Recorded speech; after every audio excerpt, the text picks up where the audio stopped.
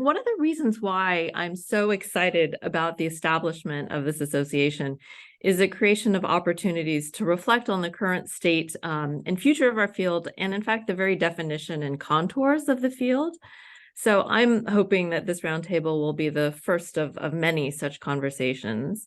And for today, we'll be focusing on where our field of modern Japanese history has been and where it is and should be headed, with 4 eminent scholars in the field.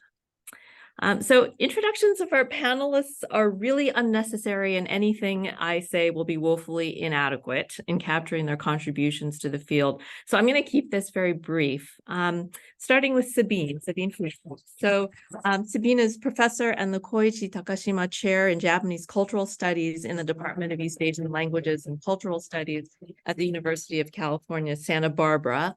Her work transcends and transgresses national, cultural, and disciplinary boundaries using both historical and ethnographic methodologies. Her most recent publications include the book Gender and Sexuality in Modern Japan, which was published by Cambridge University Press last year. Carol Gluck is George Sansom Professor Emerita of History at Columbia University. Her research is focused on social and cultural history from the mid-19th century to the present, particularly the construction of ideology, international relations, history writing, and public memory. Carol's most recent publications include the book Sansom no Kyoku, published by Kodansha in 2019, and an expanded paperback version of Rekishi de Kangaeru, which is published by Iwanzi Shoden. Andrew Gordon, a Lee and Juliet Folger Fund Professor of History at Harvard University. His work has been on labor, class, social, and political history more broadly. Recently, he's been delving into topics such as the lost decade and so-called dark tourism. Andy's more recent publications include the book Fabricating Consumers, The Sewing Machine in Modern Japan, which was published by University of California Press. And Laura Hein, Harold H. and Virginia Anderson Professor of History at Northwestern University. Her research takes up various topics and themes from economic policy and theory to remembrance and public memory. Her most recent book is Post-Fascist Japan, Political Culture in Kamakura After World War II, which is published by Bloomsbury Press and is a Weatherhead Institute imprint book. And she edited volume 3 of the Cambridge History of Japan, which is hot off the presses. So the format for this roundtable, we've got 2 prepared questions, which each of the panelists will speak to in turn, and then we'll open it up to all of you for questions and discussion. So first question, and again, we'll go in alphabetical order here in this first round, is what do you see as promising new directions in the field? What are the trends about which you have reservations, and why? So, Sabine? Thank you so much for the kind introduction, Eiko, and also thank you for having me in this illustrious group. I want to begin by stating the obvious, namely that, of course, my responses to the questions you have shared with us are very heavily limited by how I operate in the field, what interests me, and of course also by what I teach and what kind of response I get from my students about what they care about and what they want to learn more about. I should also apologize to all of those eminent colleagues in this group and beyond, and emerging scholars in this group and beyond, for the fact that I will mention very few works by name or title. And of course, there are so many more out there that need to be highlighted and discussed more broadly, but obviously we're limited in our possibilities here. Now, let me start by inviting you to think with me about 3 aspects of innovation. Obviously, there are many ways to be innovative as long as we think and continue to think and reconceptualize what constitutes modern, what constitutes Japan, and what matters. The 3 aspects I would like to use as an organizing device for my remarks are protagonists, authors, and skills.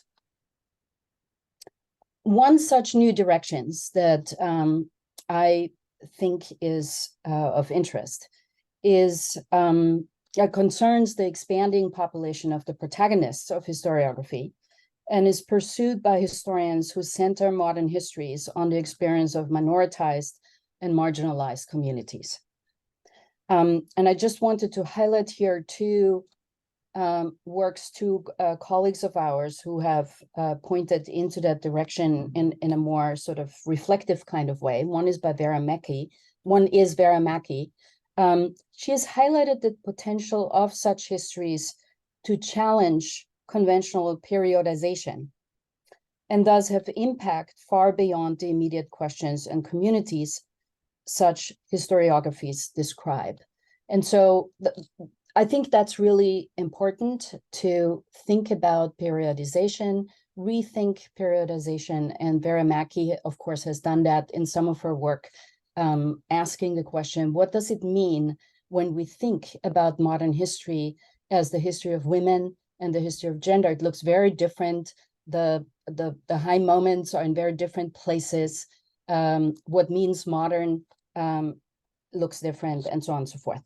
From a different angle, Julia Adney Thomas has urged us to reconsider the historical geography we've created, not to pay tribute to the vast everything that was, but to debate and evaluate what matters. And so she has this article about how unevenly distributed our attention is to particular, as a large community of historians around the world, but obviously also historians of Japan, distributed in terms of which places, which topics, which populations are at the center of attention, get a lot of attention.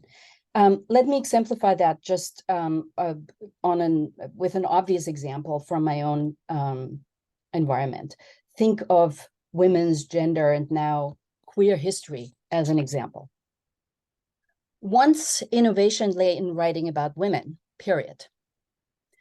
And then in discovering women as victims of war. In the 80s and 90s, then radical historians introduced women also as collaborators and perpetrators.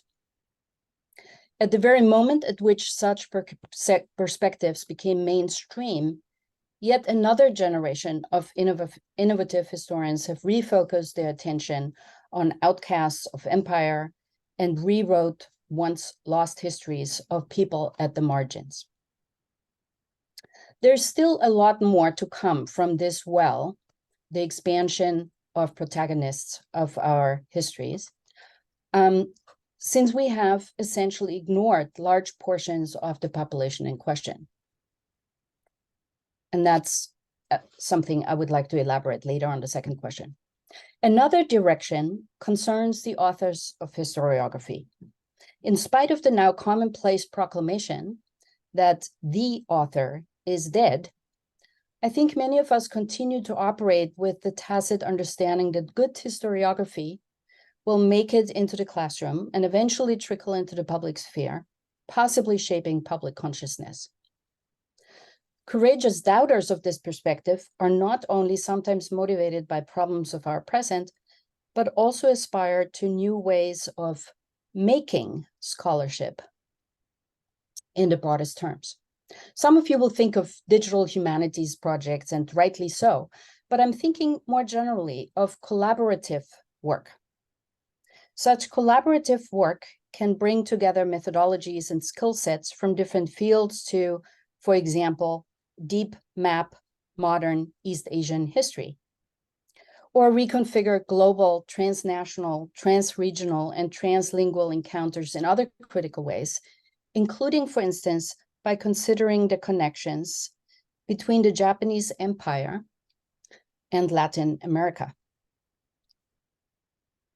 Letting ourselves be inspired by the sensibilities of sociology and anthropology to think again and again, not only about who should be the protagonists of the historiographies we write, but also who should be granted authorship, continues to have innovative potential we've only just begun to tap.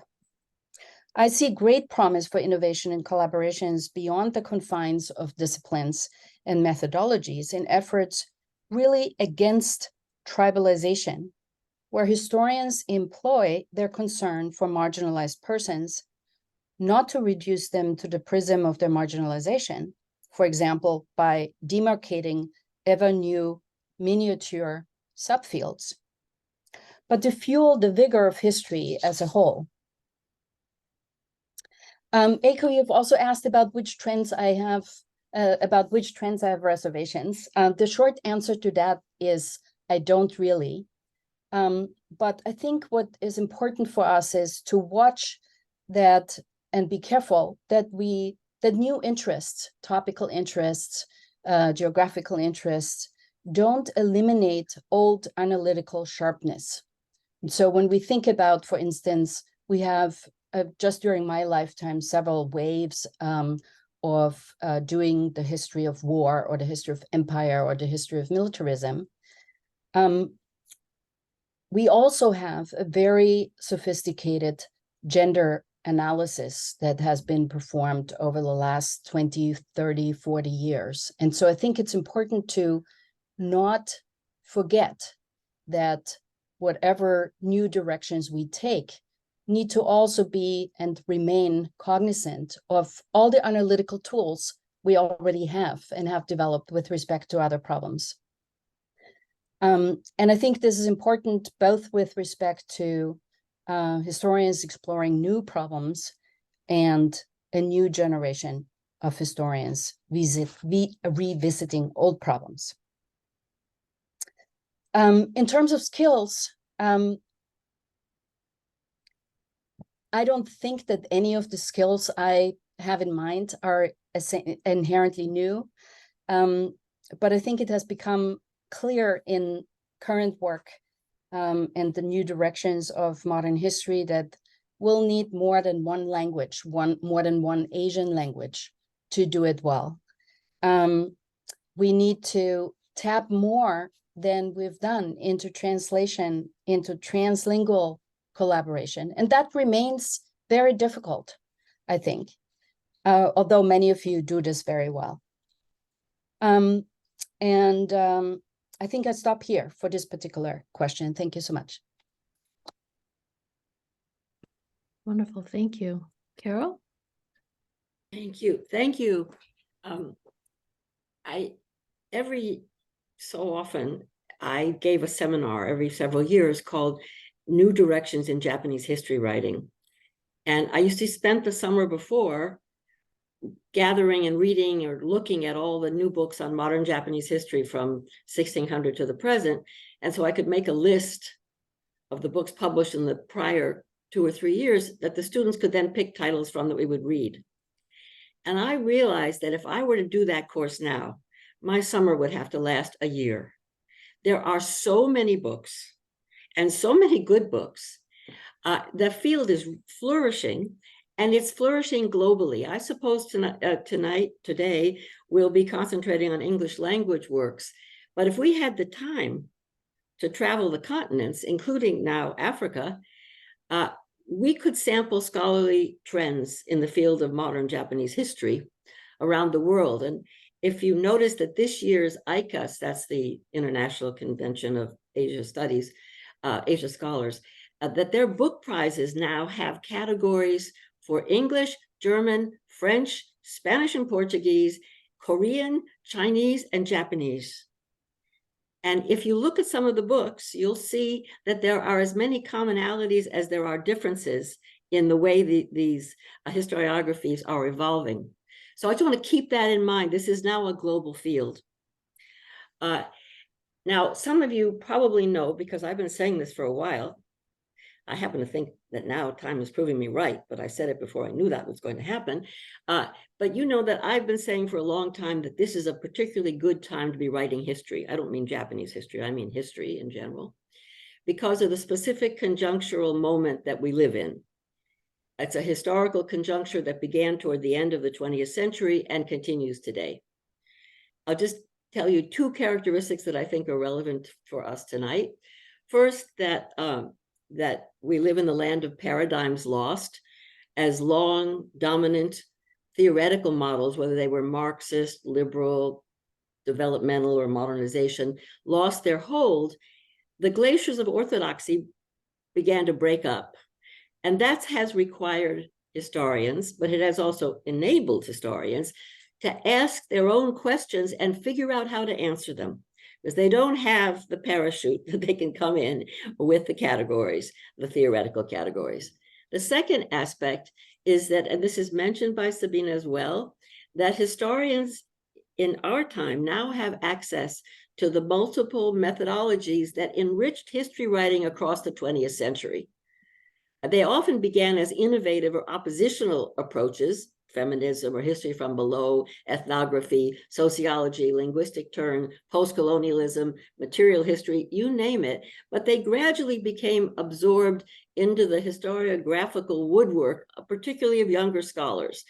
And Sabine's mention of gender is a good example of that. It used to be a separate topic, right? It was all by itself, and it was an exhortation in Joan Scott's kind of language.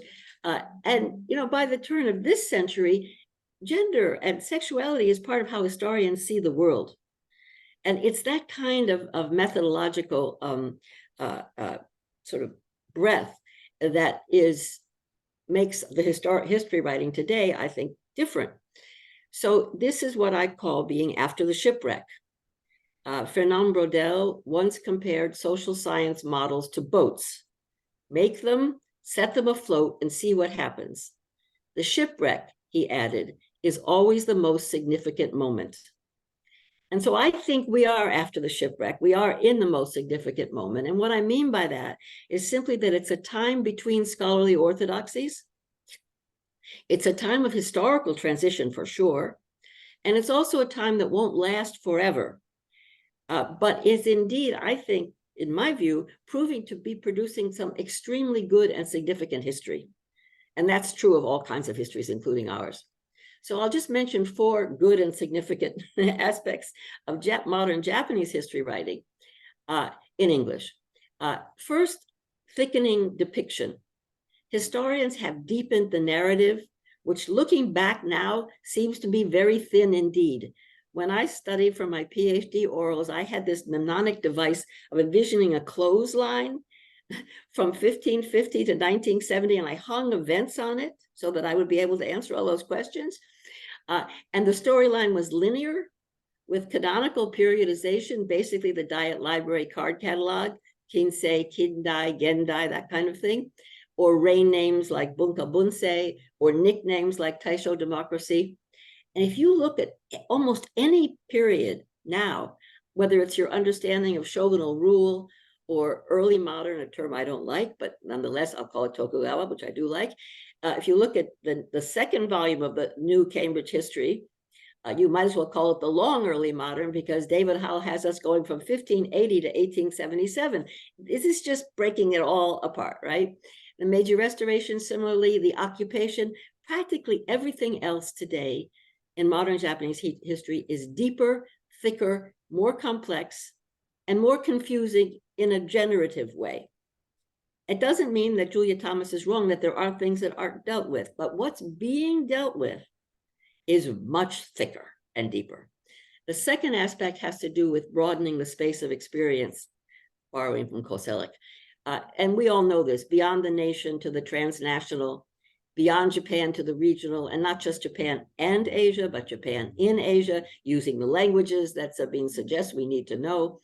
The emphasis on empire and on intra-imperial spaces, on oceans and borderlands and diasporas, and of course the so-called global turn. And I think the expanding of the space of experience also is happening within the archipelago, within Japan. The local has become a site in which to see big history happening. I'm going to try not to name names now, but I could give you them. It's definitely a different use of a different approach to space within Japan. And at the same time, that expansion of experiential space has changed the view of time. This emphasis on overlapping temporalities is the rule now rather than the exception. It's not just a scale question either. We now know that people in the same place live in different times at the same time, right? That kind of thing. So this has changed, the perspective has changed the work that we do. The third point is the diversifying arguments, I think. I think our analytics have changed as our questions have. Modernity is no longer the main story, let's say, or the only main story. Binaries are fading fast. So whether it's East, West, traditional, modern, change, continuity, state, society, that's not the way we approach things anymore. And now that there's a history of everything, which is important because that has really helped us in Japan to write about things like Eiko's writing about waste, for example. I'm here, I mentioned your name because you're here. But everything, the arguments are more complicated, and some of the arguments are quite surprising. And I find that a real achievement. And the fourth aspect is the mixing of methods that Sabine mentioned and I've already mentioned. People use different approaches in the same project, in the same book, in the same chapter. They are free to roam. What used to be thought to be brigandage in fields that were other than our own is now, it's open season. And so it's very rich. And that includes digital history, by the way. I would add just briefly that there's also an ongoing change in the poetics of history writing that you can see in the recent books in our field too.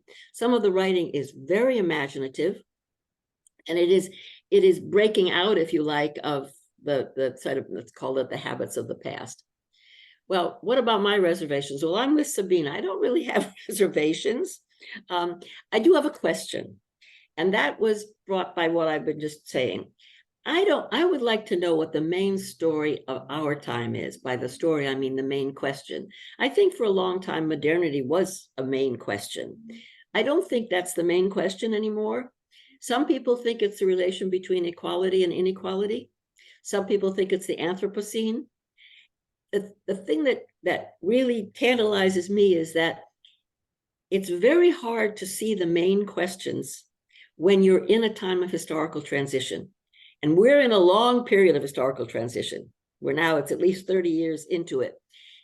But whatever the world and Japan is going to be in the future, the fact is that the history of that future is happening now, because that's the way history works. And I would love us to try to figure it out while it's happening so that we don't have to wait till it's over. And the reason for that is that I think trying to grasp the difficult to grasp main issues, if you want, is really part of the critical, political, and even moral enterprise of the writing of history. Thank you. I turn it over to Andy. Thank you, Carol and Sabine. And I think, not surprisingly, having, speaking third, I'm going to echo or elaborate on points that Sabine and Carol have made, which is a good thing. It means that we're, in a broad strokes way, living in the same realm or having similar perceptions. I also want to, first of all, thank all of you in the younger or generation or two generations younger who've put this organization together, which I see 198 participants. This is an extraordinary number, I think, and it shows that there was a need or a demand that wasn't being met. And especially post-pandemic, when a lot of people, including me, are fatigued with Zoom and Zoom meetings. And on a 7 p.m. on a evening, at least on the U.S. East Coast, of course, many of you are not on the U.S. East Coast. I see many names from elsewhere. It's fantastic. So I think that's really valuable. And in a way that answers the big question of the state of the field is good. The fact that there are so many people here is really heartening. And I'll get to a few grumpy reservations in a couple of minutes, but let me just make 4 points, or one of them is actually just to pick up and echo something that Sabine said that I just thought of now, but three that I had thought of in advance. And I should also say I'll mention a couple of works specifically because they just happened to cross my desk recently. But as Sabine said, our individual views are partial. We're not knowing everything that's going on, and please, it doesn't mean that there aren't other examples of whatever it is that I'm speaking about. So this connects to Carol's point about broadening space of experience. I certainly agree, and particularly ever more global. I can think of one dissertation that's very, very promising. I won't mention the name, it's still in progress, that is focused on a single region within Japan. And as you said, Carol, that is fine because that project, although it's really confined within some fairly narrow borders, is raising big questions and leaping out of that narrow place. But for the most part, and so maybe a problem is, if I jump into problems, that there isn't enough of that kind of work. But there's ever more global, I think, is the biggest ongoing trend that I see. And with that one exception, I can't think of a dissertation I've advised or books I've looked at recently that are mostly contained as a story within the 4 main islands of Japan.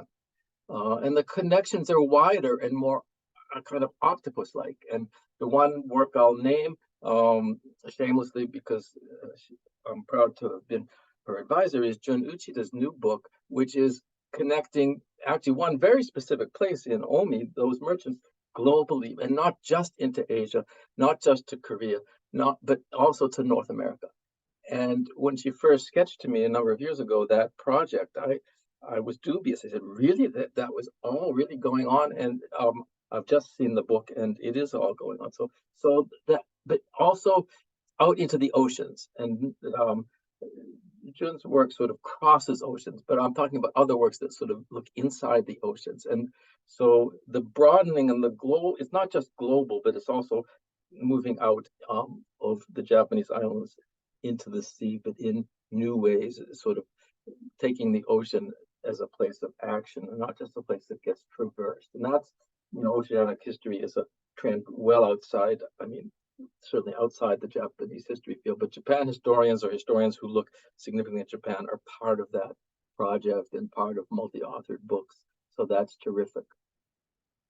A second really important trend that I see, and this I think connects to something that Sabine said about skills and what Carol said about mixing of methods. It's a similar point, is not only is our work of many people in our field of modern Japanese history crossing borders more, it's crossing disciplinary borders. It's mixing in, bringing in a variety of new methods. I see this most particularly in the case of environmental history, where people have to learn and write about science. And so it's not only into anthropological or sort of crossing boundaries within the social science or with the humanities, but into science, natural science.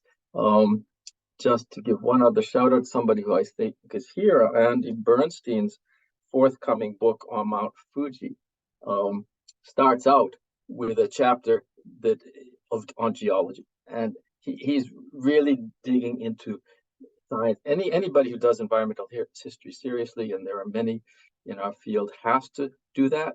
And I think that's a really valuable new trend. Relatedly, and this is the third point I want to make, a material term, not in the Marxian sense of materialism, but literally, well, I just mentioned the geology of Mount Fuji, but soil, water, fish, cement, roads, and bricks. There's lots and lots of work that's bringing the material, but into interaction with people, with social structures, that's really exciting. And so that, I think somebody who pioneered some of that work is so sadly no longer with us, Aaron Moore's work.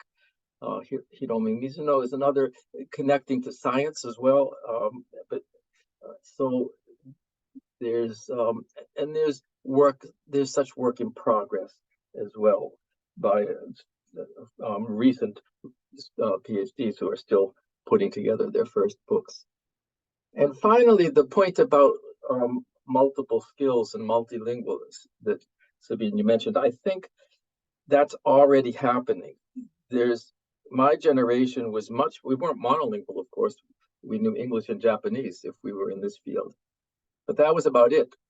And I took I was supposed to learn Chinese to some modest extent, classical Chinese, because it was a requirement of my field, but I didn't see why it would be valuable. This was really stupid, but it was before China had opened up very much. It was in the mid-1970s, and so I just took a Kambun course that sort of counted as Chinese, and so I never learned a second East Asian languages, but so many of the people on this Zoom who are a generation or two younger have, and so many of our students are doing that. And so I think that's a really positive trend. Reservations. I mean, I'm old-fashioned. I sometimes worry that some of the old frames are not broad enough social class. Sometimes I look at some work and I think, wait a minute, let's not forget about the state. It's still important. Doesn't mean state society is the only binary, but occasionally I get grumpy about that.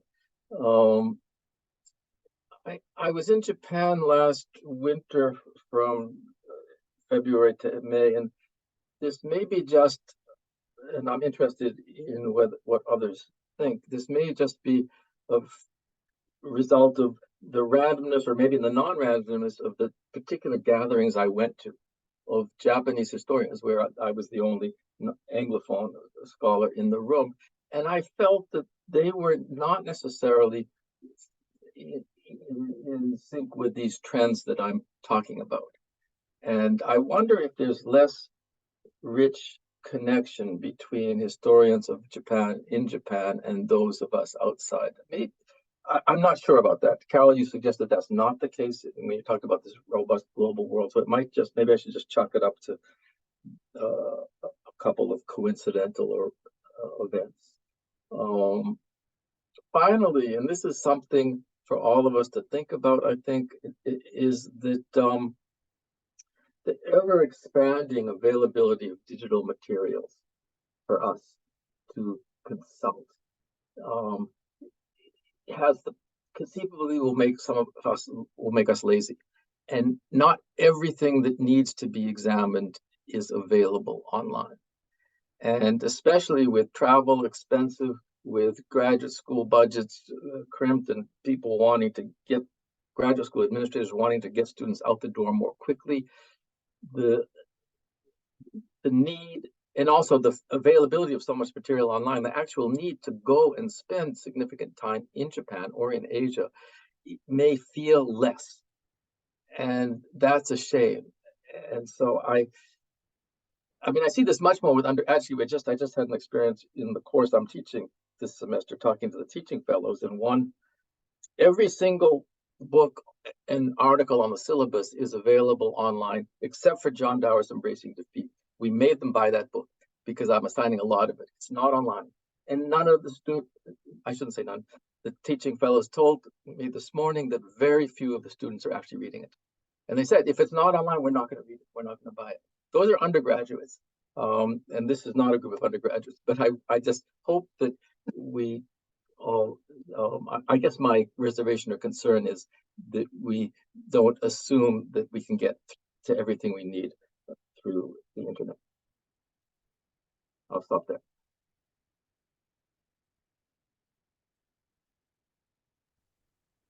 Laura? Well, I'm going to say some of the same things, but hopefully in a somewhat different way. I mean, one thing I will say is language training has gotten so much better than it used to be that I'm quite envious of those of you who have learned your Japanese more recently. But I will pick 3 topics, a little bit more focused on the actual subfields of history than what some of my colleagues have just said. environmental history, yes, transforming the way that we approach it. But I wanted to focus on specifically how it changes economic history, just a point that I've made before, but I think it's really important because it shifts the valence of economic activity. When I wrote my dissertation in the 1980s on Japanese energy industries and economic policy, everyone agreed that economic growth was a good thing. And the main discussion was about fair distribution. But economic growth, by definition, requires more energy expended from some source, which we now realize usually contributes to climate change by releasing captured carbon into the atmosphere, making economic growth intrinsically problematic in the new field of ecological economics. So the biggest problem is no longer that, say, pollution is a byproduct of sloppy, uncaring forms of industrialization and urban development. Rather, destructive planetary warming is intrinsic to economic activity itself. And this is something that I've really looked at most carefully through the work of Mark Metzler in his chapter in the New Cambridge History of Japan, which he's now expanding into a book. And it turns out that Japan is a very good place to think about these things because its modern economic growth was also both highly energy intensive and very entangled with Asia. And I had a bet with myself about how many of the same people Andy and I were going to mention.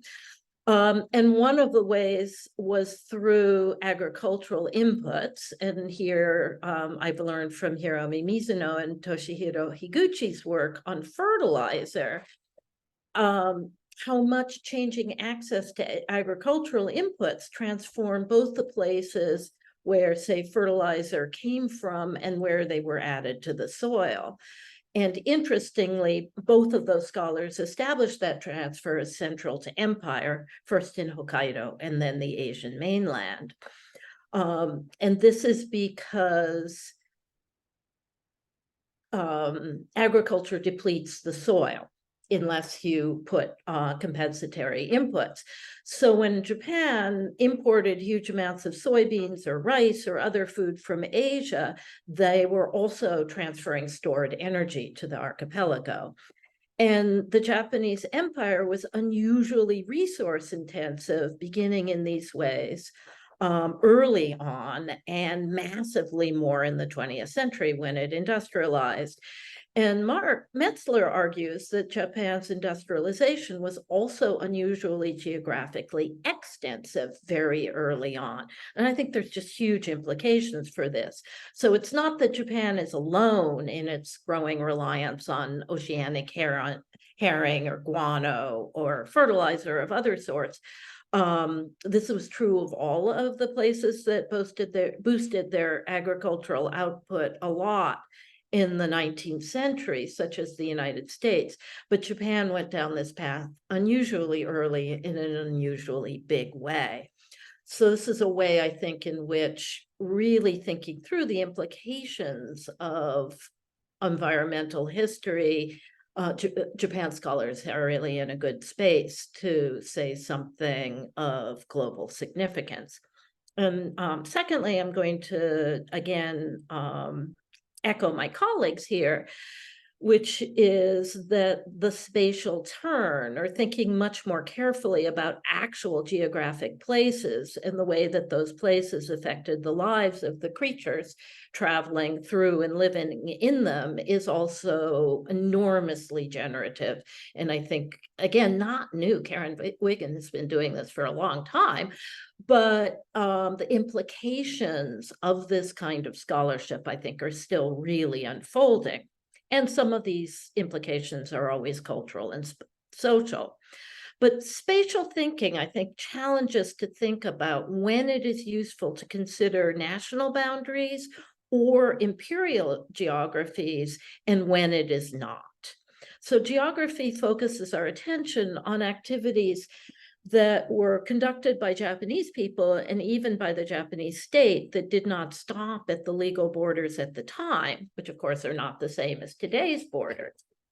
And often the interesting part of the story, just if Japan's national imperial borders failed to contain what was going on. And so here, I too was really struck by Jun Uchida's work on Omi merchants, but also by Hiroko Matsuda's work on Okinawans in Taiwan, which show that specific groups of people, in this case, these two cases, people from one geographic area within Japan go where they find opportunity and make use of the legal and social structures that are advantage them. This is what economists call arbitrage. Notice that in this regard, it isn't particularly relevant to think of Okinawa as a colony in all but name, even though doing so is very useful for other questions. The Okinawans and the Omi merchants were acting in exactly the same way, as were Chinese nationals and Koreans and Mongolians and refugee Russians, as much other new work shows. So this is various individuals with specific skills or credentials who took advantage of different geographic legal spaces, like the international settlements in Shanghai or the Solomon Islands, to make new lives for themselves. And the locality and the localness of it is what we're holding constant here. And that's a very interesting thing. A third ongoing trend, again, not new, but one that I think is really established now that makes scholarship much more fun for me is the merging of history and art history. When I started my career, most art historians saw their task as participating in debates in philosophy about truth and beauty. And it was much less common for them to study, say, the patronage network surrounding artwork or the effect of new electric lighting on painting styles. And meanwhile, history graduate students had absolutely no training in how to think about visual materials or architectural objects. I think as a discipline, we've gotten much better at recognizing how something that isn't words on a printed page can be read as text and integrating that with other kinds of data. And I distinctly remember the first time I heard somebody do that work. It was really electrifying. It was a long time ago. The biggest trend that I have reservations about is not related to topic. I find intensely boring any research that concludes by asserting something that should have been the underlying premise. And there's a lot of topics that you see that, but I'm going to pick one that I have seen literally hundreds of times, not just for Japanese history, which conclude that some oppressed group did not passively and cheerfully accept their subordination. And the reason they didn't do so, of course, is because they were human beings. And we humans are all the foremost subjects of our own lives, even when we define our life's purpose as serving someone else, as 100% of the books I am referencing conclude.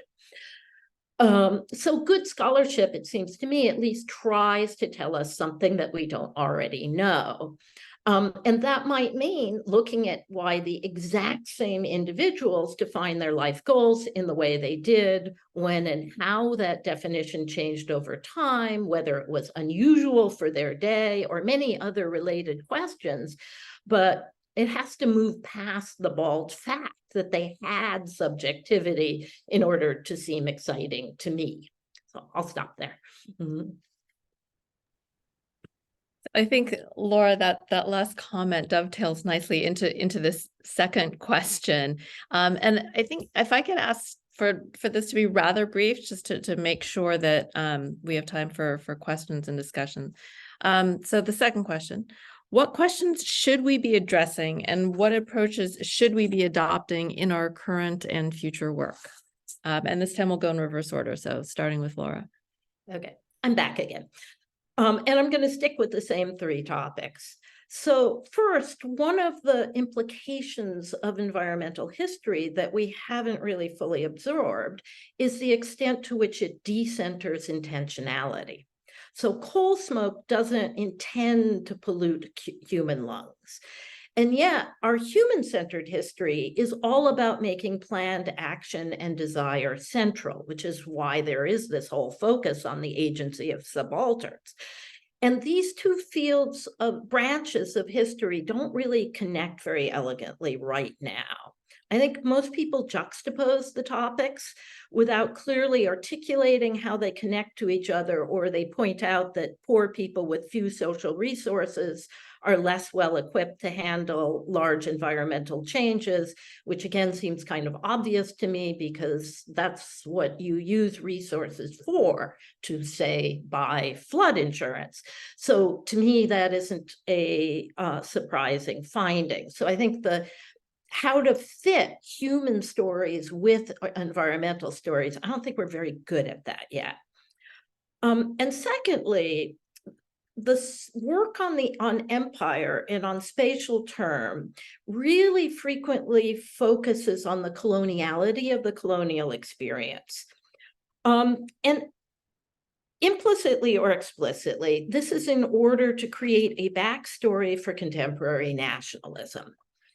So the presumption is that Okinawans or Koreans or others in the past should have thought of themselves as fundamentally, in ways, as members of an unfairly subordinated natural nation. But actually, when we go and do the research, it turns out some of them did and some of them didn't. And even the ones who did disagreed in profound ways about the content of that nationalism. I myself don't see why historians have to argue that our actors should have been nationalists, let alone that there was an obvious correct way to express that nationalism. So I see that as an intellectual box of our own making, and I'd rather just not start with that assumption. And then third, visual images encode meaning in different ways than do text. And they operate intertextually with other images in different ways than text. And I think we need to become much more explicit about these modes of analysis, because my students find it hard to distinguish between causality and juxtaposition. So memes are funny because they scramble these two modes of analysis, but they're dangerous because they teach people not to distinguish between them. And that, I think, is another one of our jobs. So I'll stop there. Andy? Right. It's been so interesting, and I do want to give time to many people to jump in. So I'm just going to make one point as to what questions we should be addressing, and it's a temporal question, which is to say, is it time to bring the so-called lost decades into the realm of work that historians do? And there was a very interesting and lively discussion in this forum about how one makes sense of the so-called lost decades. So most of you probably saw that. And to step back a bit into my own time machine, the post-war Japan is History book that I worked on with Carol and Laura, was generated from, the idea came out of a discussion at the home of Sally Hastings in Chicago, when the AAS meeting met in Chicago in the spring of 1986. I'm 98% sure I have this memory correct. When a bunch of us were talking, lamenting that when we taught our history courses, there was nothing to assign by historians that talked about the period after the US occupation. And the historians weren't doing post-war, but there were a bunch of snapshots by sociologists, political sciences. And what do we assign? Okay, well, maybe we should do something about it, was the conclusion I reached, and reached out to Carol and Laura and others, and that project evolved. I won't go into that anymore, but the point is that was only 41 years after World War II ended, 1986. And it was less, if you take, say, the occupation had already been sort of written by historians to some extent by then. It's just 30 something, it was just 34 years since the end of the US the Allied occupation of Japan. Well, it's been 33 years since the bubble burst.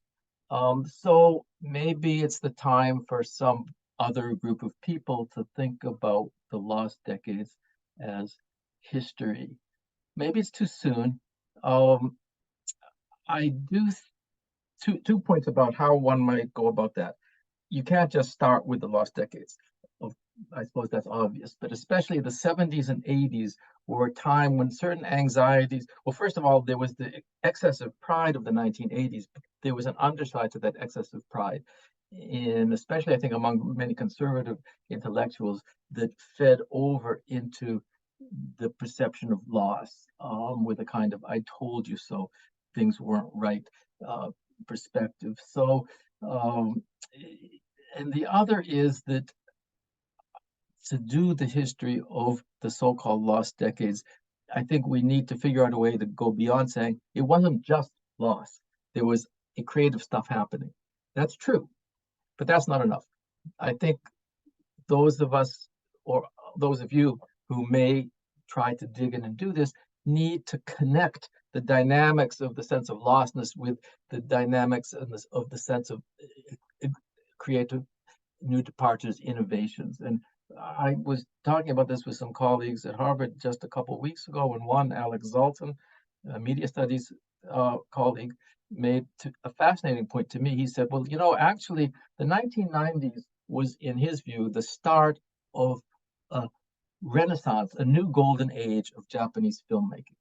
And he can tell you what the films were, I can't, but he's absolutely certain that that's the case. And yet it's because they could make films about this lostness. So they're the sort of story of innovation and creativity that's a kind of upbeat story, connects to the sense of loss. So that's just one small example, but to me it was a very suggestive one. So that's what I'll offer in relation to your second question, Eiko. Thank you. Well, in the way I see things, it's not a matter of what we should address, but how. I've never been a fan of deciding what people should work on. And I think that's because we choose our topics, or our topics choose us, for at least three reasons. One, whatever our view is of the pressingness of the present. Two, the scholarly context in the field. When I think of my own case, how in the 70s, it was ideology all the time. In the 80s, it was culture all the time. In the aughts, it was memory all the time. I mean, you do go with your context. It's true of empire, it's true of sexuality, etc. And the third one, and this for me is crucial, it's what you care about. That's how you choose it. And so my definition of good history is asking big questions, addressing it with deep empiricism, and because you have fire in the belly. And for me, the fire in the belly is how you choose your topic. And without that, you don't write a good book. So I'm not going to tell anybody what to do, because I don't know what fire is in your belly. But I do have two things to say about how. I am, in terms of this global trend that Andy's talked about, I am a big fan of what I call the comparative frame, which does not entail direct or frontal comparison, which is okay too, but that's not what I'm talking about. It's more a habit of historiographical seeing, casting an eye to similar phenomenon in other places, and looking first for the commonalities and the connections rather than the differences. And I contend that looking at a different place or context helps us to ask different questions of our own subjects, and that this is the value. You don't even need to mention those comparisons in the text, and I usually don't. They're there as artifacts in a phrase that you'll find often in my work, which is "as elsewhere." And it's that looking elsewhere that I'm thinking really is a way to do Japanese history without, having to actually study, what it was like in Newfoundland, which is my favorite comparative. But anyway, so that's one thing that I think I wish we could all do that in whatever kind of history we do, because it's a great help. The second thing I would like to see in the how, I think we need more communication, and I echo Sabine there. I think we need more communication and more collaboration with historians in Japan and historians in Europe and the Middle East and Latin America and everywhere, which is why I too am so excited by the Modern Japan History Association. I mean, I was so thrilled. And as Andy says, it's a great vehicle for communication. I also think we should do more collaboration. It's been mentioned before, working with other people. It's a little bit like the comparative frame. If we talk and work outside our own octopus pots, to mention octopus twice tonight, but this time the pots, I think it just makes for better history and a lot of fun. I don't feel about the Japanese historians quite the way you do, Andy. But not all Japanese historians maybe connect to them, but connect to these trends, but many of them do. And the other aspect of expanded communication that I wish for, it's a how question too, is I want us to write for broader audiences, for the so-called EGR, the educated general reader, to bring the new work into the wider world, not trickling down or trickling out through the classroom, but actually writing for those people who read it. And that also means writing in the media and all that kind of thing. I actually think this is a question of writing and of poetics. And I think some of the new work is headed in this direction. I would really like to do that. And I tell my students something different now about their first book. So those are the things it's a how that I'm interested in, how on the comparative frame and how on more communication and collaboration. Thank you. Sabine? Yeah, thank you. That's wonderful. And I want to first go back to Laura's point about art history and history, because one of the things that I was always and not always, but at a particular moment, so impressed with is that Laura went from being an economic historian into art history. And I find that just superbly impressive that somebody decides that their fire in the belly is now a different one. But I wanted to also add something to that. And I think without being prescriptive, but I do wish that more historians would take visual culture seriously. So I don't think we all need to become art historians, but I remember with horror, when I did my first book and I had these great images that I took with a terrible old camera, and I just thought, okay, here's the image that shows you what I'm writing in the text. That was my approach. And then luckily, an art historian became one of my best friends, and she looked at my images and she said, oh, there's this here. And oh, what did you think of that? And I realized I didn't see any of that. I only saw what I already thought without the image. And so I think, and I hope I've made some progress since then. And I wish that at least some of you who have an interest in the visual would take visual culture more seriously, not necessarily as complementary or as illustrative, but as competing source of information and knowledge and potential for analysis. I come down between Carol and Andy in terms of how and what would be useful. But in terms of where to look, I think what we must do is really rethink our most recent history, whether this is the 70s, the 80s, or the post-1945 period, given the terrible moment we're in right now. And what that means for, just think about how the history of militarism and war and empire is one that ends for most of us in 1945, and for some a little bit later, depending on what aspects you study. And I have great fear that we have arrived at a moment that will change everything. So, thank you.